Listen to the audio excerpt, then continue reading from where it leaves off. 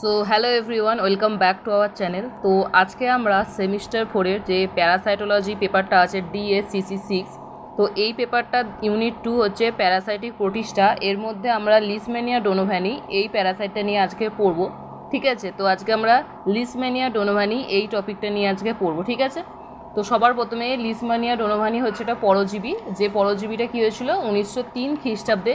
লন্ডনের সায়েন্টিস্ট হচ্ছে লিসম্যান এবং মাদ্রাজের আমাদের সায়েন্টিস্ট হচ্ছে ডোনোভ্যান, দুজন মিলে এই পরজীবী এই প্যারাসাইটটার ইনভেনশন করেছিলেন। তো লিসম্যানিয়া ডোনোভ্যানি প্যারাসাইটটা হচ্ছে কালাজ্বর রোগ সৃষ্টি করে। তো এই কালাজ্বরকে অনেকেই হচ্ছে লিশম্যানিয়াসিস, ব্ল্যাক ফিভার, আবার অনেকেই দামদাম ফিভার বলে থাকে।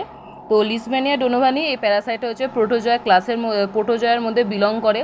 যদি আমরা দেখি যে লিসম্যানিয়া ডোনোভ্যানি এর বা এই যে প্যারাসাইটটা এর প্রভাবে যে কালাজ্বর হয় তার বিস্তার কোথায় কোথায়, সেটা হচ্ছে আফ্রিকা, এশিয়া, সাউথ আমেরিকা, এইসব জায়গাগুলো এর বিস্তার দেখা যায়। ইন্ডিয়াতে 1931 থেকে 1934 খ্রিস্টাব্দের কী হয়েছিল, কালাজ্বরের কমিশন বসেছিল। সেই কালাজ্বর কমিশনে ঠিক করার সিদ্ধান্ত নেওয়া হয়েছিল যে এই যে আমাদের কালাজ্বর হচ্ছে, সেই কালাজ্বরের যে ভেক্টর সেটা হচ্ছে আমাদের স্যান্ড ফ্লাই। ঠিক আছে, স্যান্ড ফ্লাই হচ্ছে আমাদের কালাজ্বরের ভেক্টর। লিসম্যানিয়া ডোনোভ্যানি হচ্ছে একটা অব্লিগেটরি ইন্ট্রাসেলুলার প্যারাসাইট। এটার ইফেক্ট হচ্ছে হিউম্যান এবং অ্যানিম্যাল বোথ, দুজনকেই এফেক্ট করে। যদি আমরা লিসম্যানিয়া ডোনোভ্যানি এর লাইফ সাইকেল দেখি, তো এর লাইফ সাইকেলে টোটাল হচ্ছে দুটো দশা থাকে।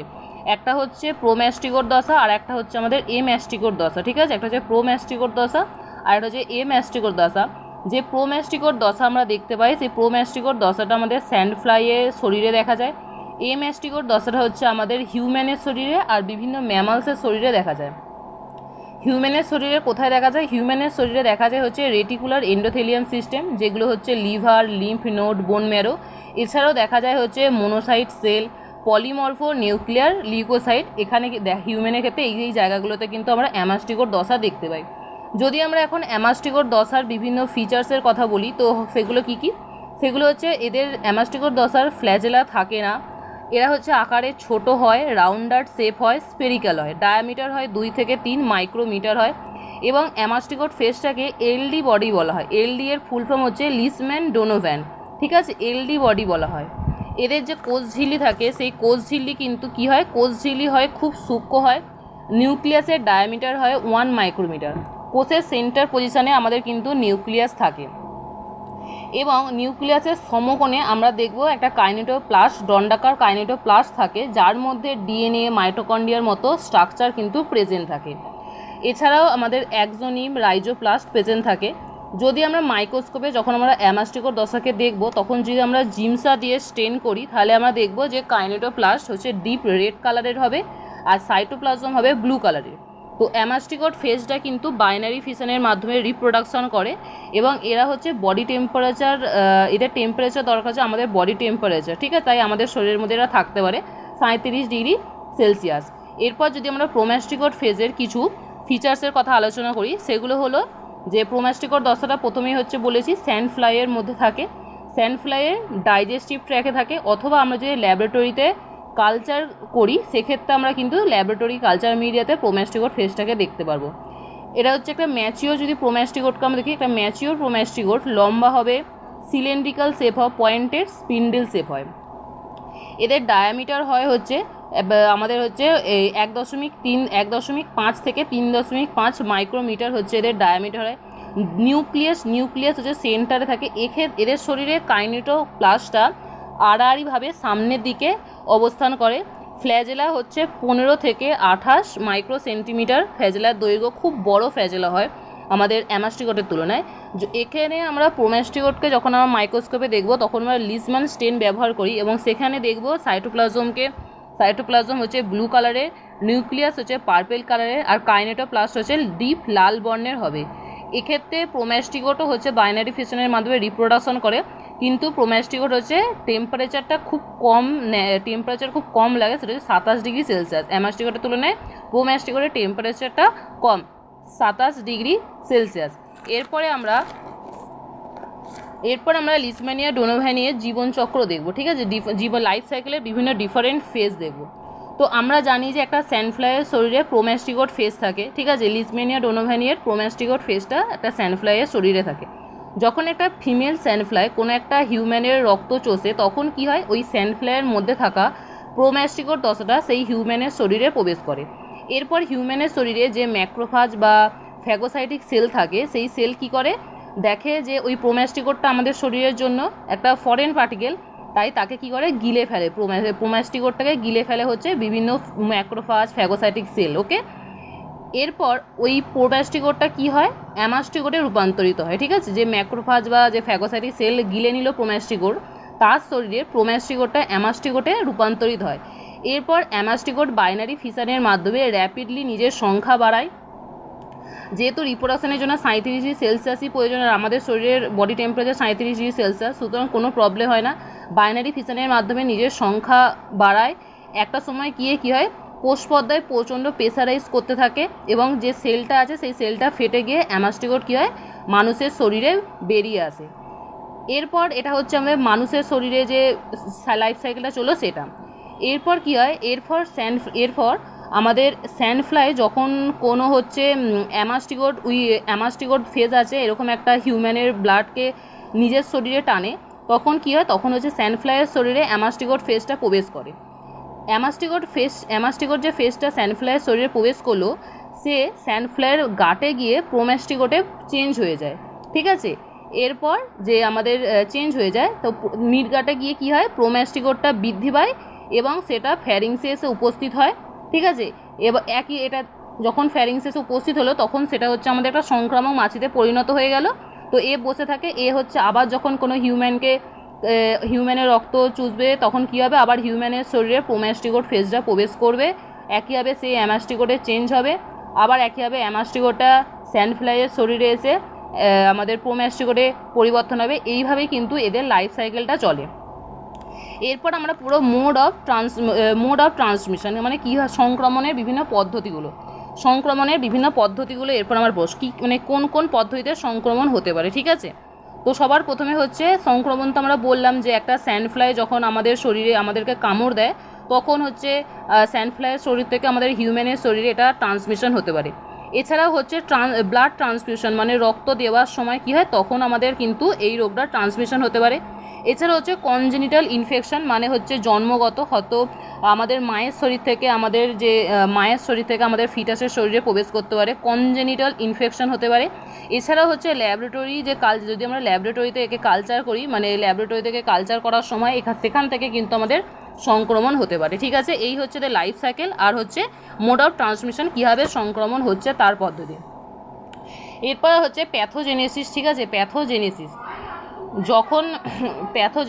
এরপর হচ্ছে যখন আমাদের স্যান্ডফ্লাই কী করছে, প্যাথোজেনেসিসে যেটা আছে সেটা হচ্ছে যখন একটা স্যান্ডফ্লাই আমাদের কামড়াচ্ছে, স্যান্ডফ্লাইয়ের শরীর থেকে আমাদের শরীরে প্রোম্যাস্টিকোট ফেজটা প্রবেশ করছে, তখন স্যান্ডফ্লাই একটা কেমিক্যাল তৈরি করে। যেই কেমিক্যালটা হচ্ছে আমাদের শরীরে ম্যাক্রোফাজ তার অ্যাক্টিভিটিকে নিষ্ক্রিয় করে দেয়। ঠিক আছে, ম্যাক্রোফাজের মেন কাজ হচ্ছে আমাদের শরীরে ডিফেন্স মেকানিজম। ম্যাক্রোফাজ আমাদের শরীরে মেনলি অনাক্ষমতা সৃষ্টি করে। তো কী করে, ম্যাক্রোফাজের কাজকে নিষ্ক্রিয় করে দেয়। এর ফলে প্রোম্যাস্টিকোট কী হয়, সংখ্যায় আরও পরিমাণ বাড়ে। ঠিক আছে, কারণ প্রোম্যাস্টিকোটকে ম্যাক্রোফাজ ফ্যাগোসাইটোসিস করতে পারছে না, প্রোম্যাস্টিকোট সংখ্যায় আরও পরিমাণ কী হয়, বেড়ে যায়। এর রেজাল্ট দেখা যায় হচ্ছে ভয়ঙ্কর ক্ষতি হয় আমাদের শরীর, মানে আমাদের শরীর খুব খারাপভাবে সংক্রামিত হয়। ঠিক আছে, এরপর যদি আমরা দেখি যে দুটো পার্সন আছে, person A R person B.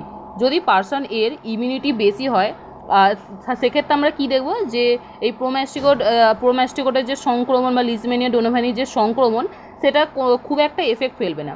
যদি কারো ইমিউনিটি কম হয়, তাহলে সেক্ষেত্রে আমরা দেখব যে এই প্যারাসাইটের এফেক্ট খুব বেশি। ঠিক আছে, আর প্যাথোজেনেসিসের আর একটা হচ্ছে যে এই লিজমেনিয়া ডোনোভানি কী করে, আমাদের কমপ্লিমেন্ট সিস্টেমের অল্টারনেটিভ পাথওয়েকে কী করে, অ্যাক্টিভ করে। কমপ্লিমেন্ট সিস্টেম হচ্ছে এখানে CA3C3B1 বলে বিভিন্ন যে প্রোটিন আছে, এই প্রোটিনগুলোকে পরপর ক্যাসকেড সিস্টেমের মাধ্যমে অ্যাক্টিভ করে, যেগুলো পরে কী প্যাথোজেনকে নষ্ট করে দেয়। ঠিক আছে, তো এই প্যাথোজেনকে নষ্ট করার অল্টারনেটিভ পাথওয়েকে কী করে, সক্রিয় করে হচ্ছে আমাদের আমাদের এই লিজম্যানিয়া ডোনোভানি। এছাড়া হচ্ছে অপসোনাইজেশন প্রসেস, যেখানে কী হয় ম্যাক্রোফাজ নর্মাল যতটা ফ্যাগোসাইটোসিস করতে পারে তার দ্বিগুণ ফ্যাগোসাইটোসিস করতে পারে। নর্মালে যতটা ফ্যাগোসাইটোসিস ম্যাক্রোফাজ করতে পারে তার দ্বিগুণ ফ্যাগোসাইটোসিস করতে পারে, ঠিক আছে। তো এই যে অপসোনাইজেশন এই পদ্ধতিটাকেও কিন্তু কী হয় সক্রিয় করে।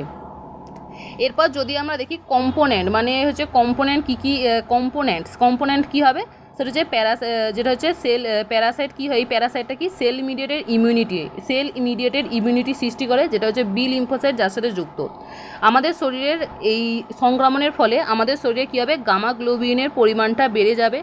ম্যাক্রোফাজ মানে যেখানে যে অঙ্গের ম্যাক্রোফাজ সেইখানটা ইনফেক্ট, যদি সেটা স্প্লিনের ম্যাক্রোফাজ হয় তাহলে আমাদের স্প্লিনটা ইনফেক্ট হবে, যদি সেটা বোন ম্যারোয়ের ম্যাক্রোফাজ হয় তাহলে আমাদের বোন ম্যারোটা কিন্তু এফেক্ট হবে, ঠিক আছে। আমাদের স্প্লিন বড় হয়ে যাবে, সফট হবে, স্প্লিন হচ্ছে ব্লাড ফিল হয়ে যাবে। আমাদের বোন ম্যারোতে আমরা কি দেখব, হাইপারপ্লাসিয়া দেখব, ঠিক আছে।